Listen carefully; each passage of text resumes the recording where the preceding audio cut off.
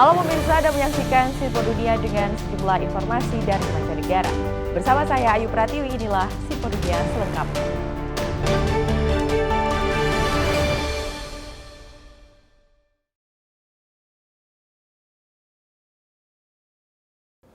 Kita ke informasi pertama pemirsa, 13 negara bagian Amerika Serikat dan Washington DC menuntut TikTok atas tuduhan telah membahayakan anak-anak dan remaja.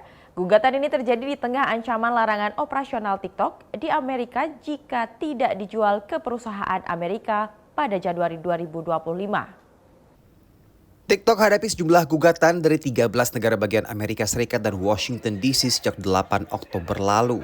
TikTok dituntut karena dianggap berbahaya dan gagal melindungi generasi muda. TikTok juga dianggap secara sengaja mendesain software yang buat ketagihan anak-anak agar terus menonton video selama mungkin. It has promoted excessive and addictive and compulsive use by design of our children through its different features, from autoplay and infinite scroll to its likes to its beauty filter. Tuntutan serupa juga dilakukan di New York. TikTok dianggap bertanggung jawab atas tingginya angka depresi di kalangan anak-anak dan remaja. Because we wanted to protect children, it's as simple as that.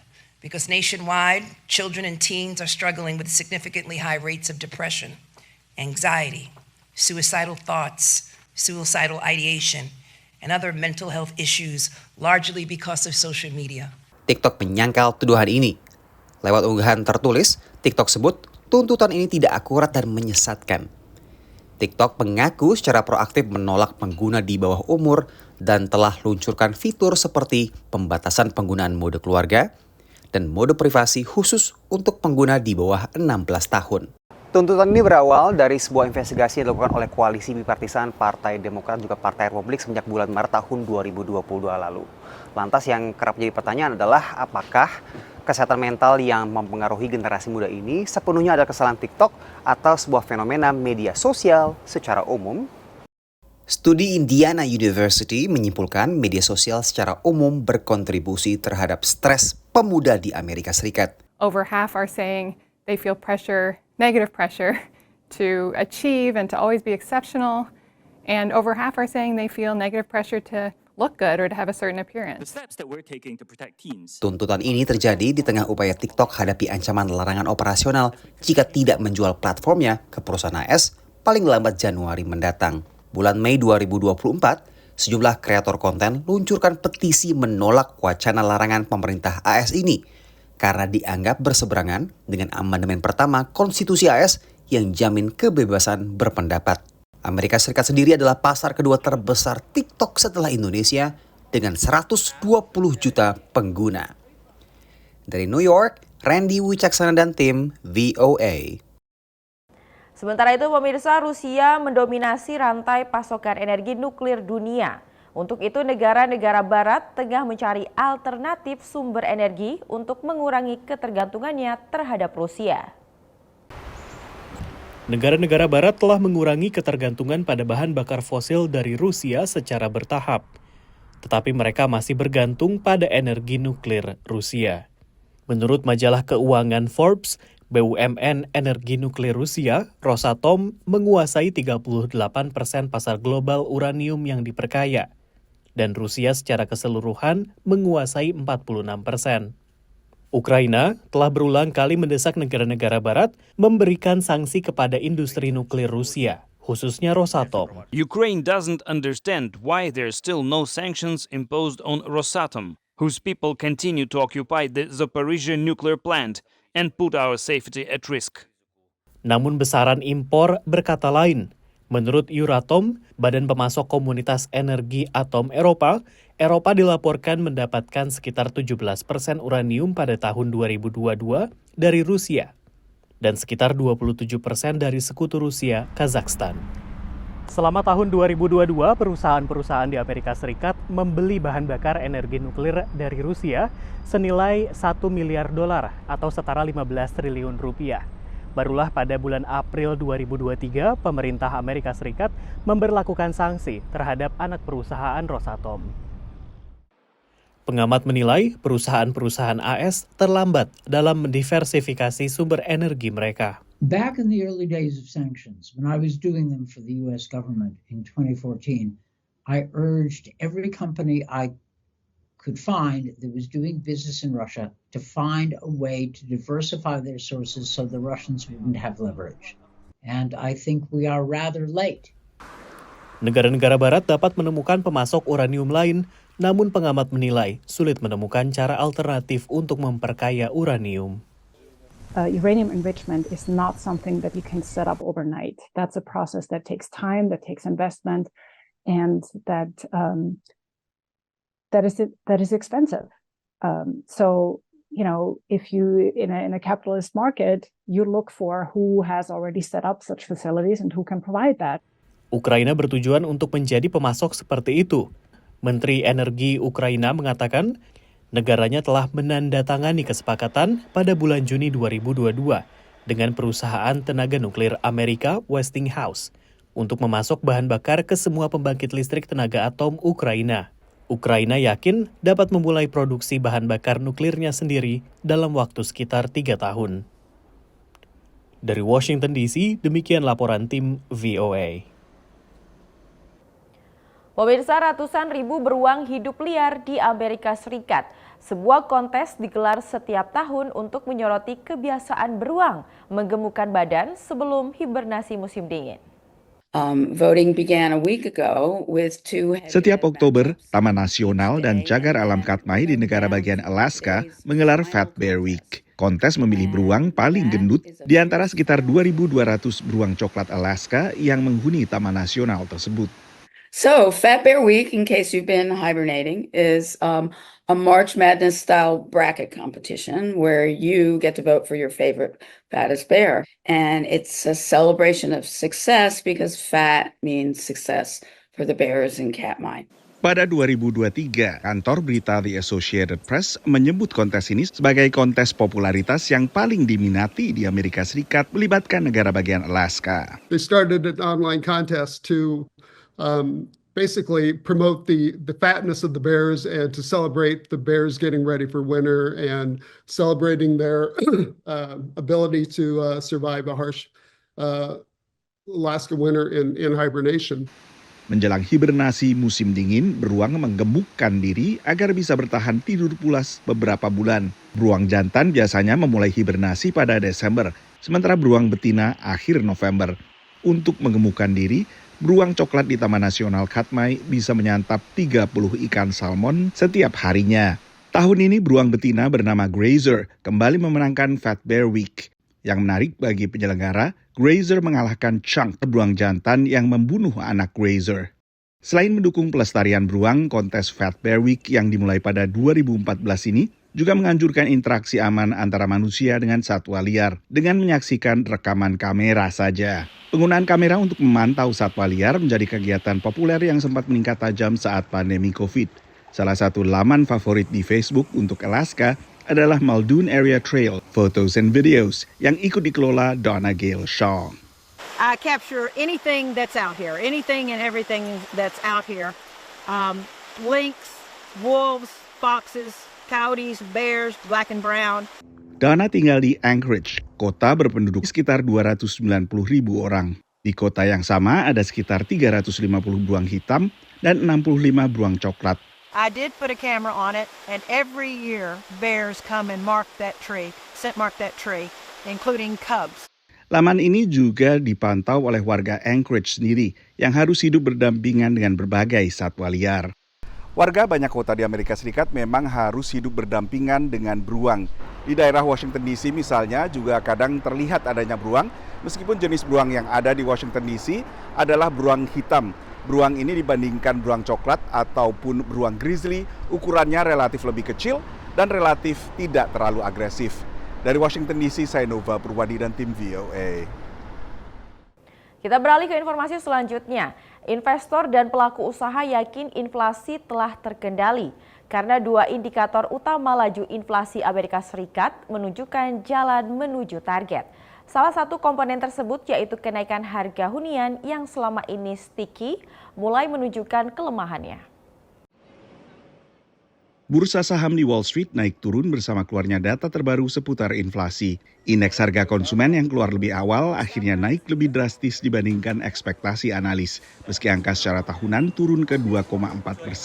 Really, if you look underneath those numbers, the shelter component actually improved dramatically, which bodes well for the future reports, not PCE at the end of this, but next CPI. And the parts that printed hot were very volatile. So we actually are more bullish after their report. And that's somewhat reflected. If this was just a bad inflation report and shelter was still high, market would probably be down more like 50, 60 handles or more like a full percent. And it's relatively flat today. So most people are interpreting the way we are. Sementara indeks harga produsen yang memantau harga di tingkat grosir akhirnya tak berubah dibandingkan bulan sebelumnya, membuat kenaikan secara tahunan turun ke angka 1,8%. Kedua indikator utama laju inflasi ini menguatkan kemungkinan Bank Sentral AS atau Federal Reserve bakal menurunkan lagi suku bunga acuan pada pertemuan November. We've seen a confirmation in inflation data that lets us believe we can actually conquer inflation without a material harm to growth. So producer prices came out this morning less than expected. That's good. That means that we're probably still on track for 2 more quarter-point rate cuts from the Federal Reserve, and the market likes that. That's what they really want to see. In particular, that's good for Dow stocks. Saham dalam indeks Dow Jones akhirnya meroket, terangkat data soal inflasi dan pemasukan sektor perbankan yang bergairah. Notulen rapat Bank Sentral juga terbit pada pekan yang sama, menunjukkan dukungan bulat bagi penurunan suku bunga acuan yang diputuskan oleh The Fed pada pertemuan September. Dari 12 anggota komite, hanya 1 anggota yang menolak. Kepala The Fed Jerome Powell juga menekankan perlunya mencapai suku bunga netral, yang menurut pengamat bukan suku bunga 0% seperti saat pandemi. Neutral is actually the balanced rate, where you don't feel that you're restrictive and you don't think you're easy. It's almost like Goldilocks, that you have it's just perfect. It's just right for the economy to grow, but not constraining the economy. That's also known as R-star. If you ever read about R-star, that really is what they call the neutral rate. And what some experts believe, because we really don't know what the R-star is, they think it's somewhere around 3%. Federal Reserve memiliki mandat ganda, yaitu stabilitas harga alias inflasi yang terkendali dan penciptaan lapangan kerja maksimal. Dari Washington DC, Nova Purwadi dan tim VOA. Terima kasih Anda masih bersama kami dalam Sinpo Dunia. Pemirsa, sebuah gerakan di Kenya memanfaatkan teknologi pertanian perkotaan untuk mendorong warga dalam menanam sayuran dan buah-buahan. Di Rumah Sakit Mama Lucy Kibaki di pinggiran timur Nairobi, Gregory Kimani merawat tanaman di Seti Shamba atau pertanian kota, yakni sebuah inisiatif pertanian perkotaan organik. Tujuannya adalah meningkatkan produksi pangan di wilayah perkotaan untuk memerangi kelaparan dan kekurangan gizi. Menurut Gregory, ia ingin mempromosikan pertanian di daerah perkotaan dan inisiatifnya ini menjadi pusat informasi dan sumber daya yang membantu mewujudkan hal itu. We are sensitizing urban communities. We are sensitizing individuals who have households, who have a space as little as a balcony, that you can have a small vertical garden and you can produce food. This is going to cushion your family and yourself from the adverse economic effects of buying food. Lebih dari separuh populasi dunia kini tinggal di perkotaan dan tren ini diproyeksi akan terus berlanjut hingga 70% pada tahun 2050 menurut data Bank Dunia. Bank Dunia mengatakan populasi Nairobi telah meningkat menjadi lebih dari 4 juta orang dan menurut Organisasi Pangan dan Pertanian PBB, meluasnya kota memicu pembangunan dan mengambil alih sebagian besar ruang yang dulunya dipakai untuk pertanian. Seti Shamba memakai teknologi pertanian perkotaan untuk memaksimalkan ruang yang tersisa. Inisiatif ini melatih warga dan bermitra dengan sekolah-sekolah untuk memberikan pengalaman langsung di bidang pertanian, yakni mata pelajaran utama dalam kurikulum baru berbasis kompetensi di Kenya. We have different technologies whereby we have fish farming, hydroponic, aquaponic, poultry farming, and we also have black soldier flies. Lalat-lalat tersebut berguna untuk mengurai sampah organik dan membuat pakan ternak. Petugas medis kota Charlotte Changira menerapkan metode pertanian kota yang memungkinkannya menanam 6 jenis sayuran sekaligus. You don't need a lot of space, you don't need extra manure or extra land.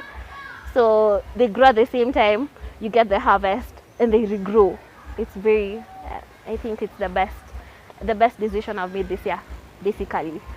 In terms of food. Dan saat kota-kota di Afrika terus berkembang, Gregory berharap bisa melihat kota-kota tersebut tetap hijau. My vision is to see that every building in this great city of Nairobi and other cities in Africa, they are very green, very lush, and through that we are able to fight climate change, make our cities sustainable, and also feed the growing population.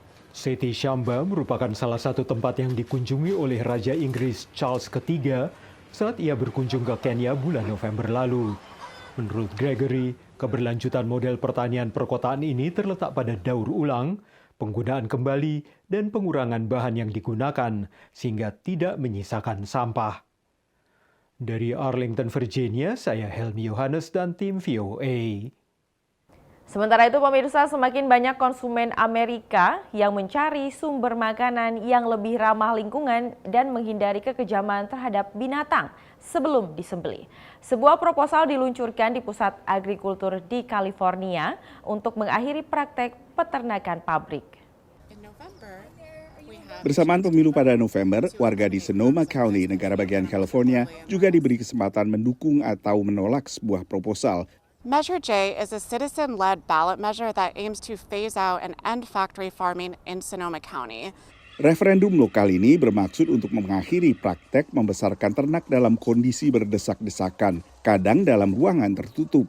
Menurut organisasi kesejahteraan binatang The Humane Society, ada ratusan ribu peternakan terkonsentrasi seperti ini di Amerika Serikat yang selain kejam bagi ternak yang akan disembelih juga rentan perbakan virus serta bakteri tahan antibiotik. Belum lagi dampak limbahnya bagi lingkungan. It's hard to fathom what it would be like being one of those animals that has never even seen the color of the sky or felt the breeze, amongst them. So yeah, I think I just feel devastated, but I also know that I can do something about it. Sebagian warga Sonoma County mendukung rancangan perda ini. I don't believe any animals should be confined. So when I see them confined in any way, it's rough. And when I see so many animals that are abused, again, for no reason other than people like the way it tastes. Tapi rancangan perda yang sama ditentang banyak peternak, termasuk di sebuah peternakan keluarga yang rutin menjalani pemeriksaan guna memastikan status organik produknya. The California Department of Food and Ag comes out and inspects. Our organic certifiers, they come out and inspect. Our supermarkets come out and inspect. We have multiple layers of protections for our animals. Bila disetujui mayoritas warga, perda ini dikhawatirkan bisa mematikan peternakan-peternakan milik keluarga dan juga berdampak buruk bagi konsumen. It's an activist group of vegans who want us to have a vegan diet, want to start here in Sonoma County and put us out of business. You're going to see price inflation. Everybody's going to feel it, and we've had enough with price inflation. It also takes away thousands of jobs in this county. Sonoma County sendiri memiliki ribuan peternakan. We have to be good stewards of our animals in order to produce the food that we do. So, it's just unfortunate that it's come to really at the end of the day, this measure is really a stepping stone for a group who doesn't believe in animal agriculture in and of itself. Selain di tingkat lokal di Sonoma County, pro dan kontra juga terjadi secara nasional. Di tingkat federal, Kongres Amerika baru saja menggulirkan sebuah perundangan yang bila disahkan akan memberikan insentif bagi peternak untuk beralih dari peternakan dengan konsentrasi ternak tinggi ke peternakan yang lebih berkelanjutan dan juga lebih mengutamakan kesejahteraan hewan ternaknya. Dari Washington DC, saya Nova Purwadi dan tim VOA. Kita beralih ke informasi selanjutnya. Penelitian di Amerika Serikat menemukan kecerdasan buatan digunakan untuk membuat konten ekstrim di Indonesia. Konten tersebut menggunakan wajah terpidana kasus terorisme yang telah meninggal dunia dan diedarkan di media sosial. Video-video ini dibuat dengan kecerdasan buatan atau AI. Ketiganya sama-sama menampilkan terpidana kasus terorisme di Indonesia. Sebagian dilengkapi ilustrasi AI generatif. Ratusan nyawa hilang karena bom rakitan saya. Video ini menggunakan deepfake Dr. Azhari, pembuat bom asal Malaysia, dalam peledakan 7 bom, termasuk di Makassar, Bali, dan Jakarta. Sejak diposting tahun lalu, video ini telah disukai 120.000 kali. Extremists that many of us know already passed away, but many perhaps don't. That can create some sort of a psychological impact, I guess, towards the audience. Either they want to know more about the event and explore what exactly had happened, or they feel like sympathy, right? Dia mencermati tokoh-tokoh ini berafiliasi dengan jaringan Jemaah Islamiyah atau JI. Namun dia belum dapat menerka siapa pembuat video ini dan apa motivasinya. It might be like sympathizers. It might be just people like, leveraging AI to create content like on the platform without really thinking about what would be the potential impact of such content toward people that perhaps already have certain belief within themselves. Penggunaan teknologi komunikasi untuk propaganda ekstremis bukanlah hal baru. Kelompok ISIS misalnya menggunakan media sosial, YouTube, hingga aplikasi pesan instan untuk menyebar pesan dan merekrut orang. Kehadiran AI dikhawatirkan memperparah situasi ini. Sebuah kajian dari Perserikatan Bangsa-Bangsa mewaspadai 16 potensi penyalahgunaan AI oleh kelompok teroris. Selain digunakan untuk membuat konten deepfake atau menyebarkan hoax, AI juga dikhawatirkan digunakan untuk rekayasa sosial dan serangan cyber. Indonesia belum punya regulasi spesifik yang mengatur terorisme siber. Namun pemerintah rutin melakukan pemblokiran terhadap konten terorisme dan radikalisme yang dalam kurun Juni 2023 hingga Maret 2024 mencapai 5.700-an konten. Pemblokiran dilakukan berdasarkan Undang-Undang Informasi dan Transaksi Elektronik atau Undang-Undang ITE dan peraturan pemerintah turunannya. Namun aturan yang sama juga turut mengatur soal berita palsu alias hoax. Pengamat mencermati, hukum seperti ini kadang disalahgunakan dan malah melanggar kebebasan berekspresi masyarakat. An anti-fake news law prohibiting the spread of false information does not comply with international human rights obligations. It violates freedom of expression. So you can't really have that. And I think it's problematic if the government is the arbiters of truth. Ketimbang menggunakan undang-undang konten negatif atau berita palsu, menurut Zakri, bisa meregulasi teknologi yang rentan disalahgunakan.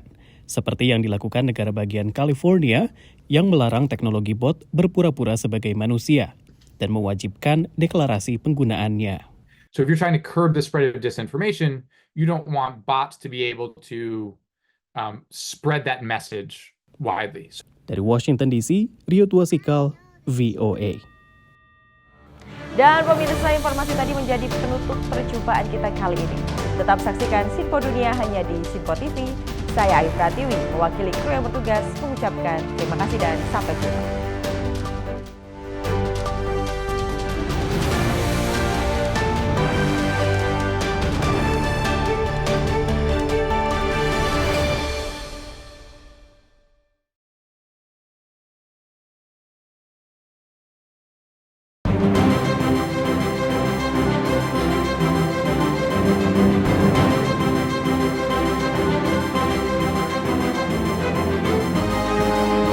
Sinpo TV, News, Sport, Entertainment.